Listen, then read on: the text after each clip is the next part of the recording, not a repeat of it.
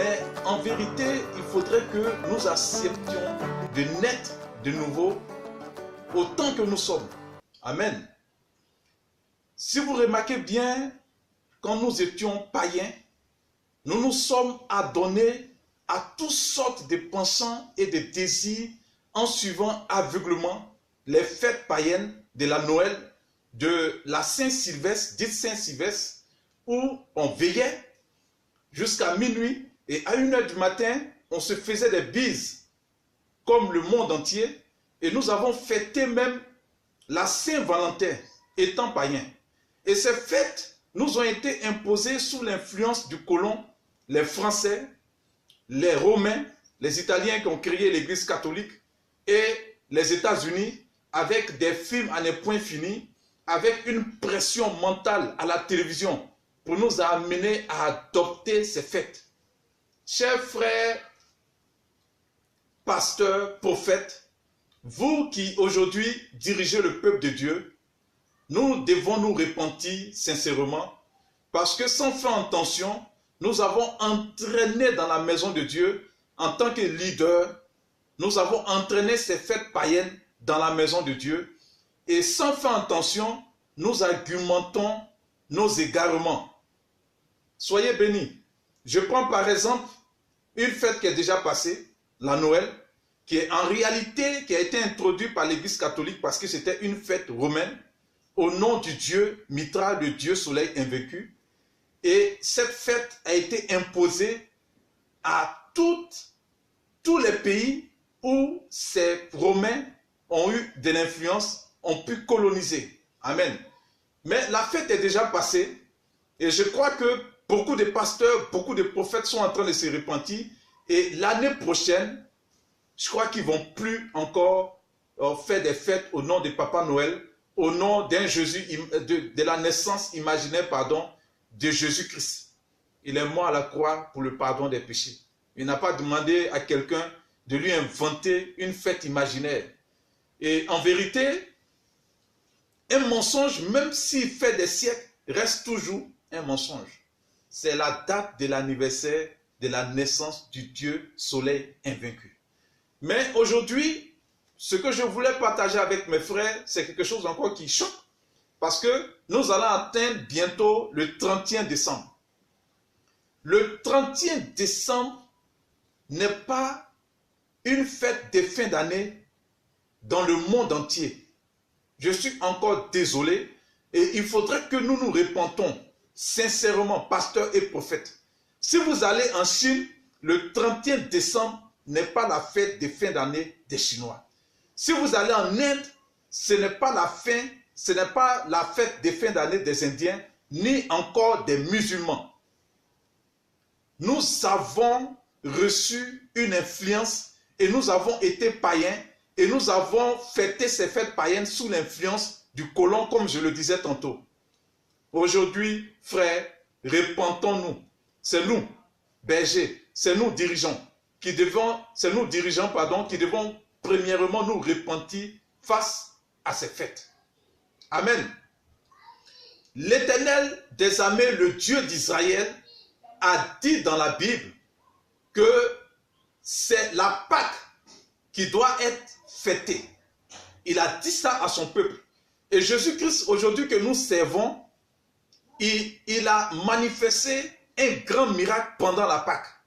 Il a sauvé l'humanité dans la Pâque et il a fait un symbole qu'il a dit, voilà, je fais ceci, faites ceci à ma mémoire, et c'était pendant la Pâque. Mais bizarrement, pasteur, prophète, pendant la Pâque, où le monde entier doit vous voir veiller jusqu'au matin, partager des cadeaux, chanter, danser pour la gloire de Jésus-Christ, vous n'organisez pas de veillées. Vous ne vous manifestez même pas. Personne ne sait même que vous fêtez la Pâque. Mais cette fête païenne que vous avez chérie, que vous avez fêtée dans le monde, en faisant des bises, en veillant, et c'est des bises même de, excusez-moi, de beaucoup d'impudicité, parce que c'est ce jour-là, beaucoup profitent pour aller donner des bises à des gens même que normalement ils ne peuvent pas approcher.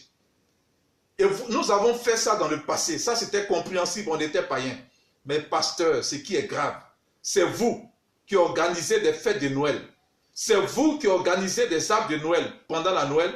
Et c'est vous qui faites des veillées 31 décembre dans la maison de Dieu. Et vous veillez jusqu'au matin.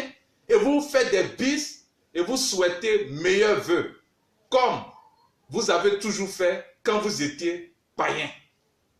Chers frères, quelle est la différence entre ce que vous fêtiez avant et ce que vous faites aujourd'hui dans la maison de Dieu? On appelle ça du christo-paganisme. Vous avez déplacé les fêtes païennes de païens que vous étiez parce que vous êtes devenu pasteur. La Bible dit, il faut naître de nouveau. Celui qui ne naît pas de nouveau ne peut pas rentrer dans le royaume des cieux. On n'est pas obligé de dire qu'on veut servir Jésus. Ça, je le dis toujours, frère pasteur. Mais si nous rentrons dans la maison de Dieu, ayons le courage d'enseigner réellement la vérité au peuple de Dieu. Laissons les fêtes païennes qui nous ont été imposées par Rome, qui nous ont été imposées par les Français, qui nous ont été imposées par les Américains. Et repentons-nous sincèrement, amenons le peuple de Dieu à une repentance pour que le monde voie la différence entre les païens et ceux qui disent qu'ils suivent Jésus-Christ.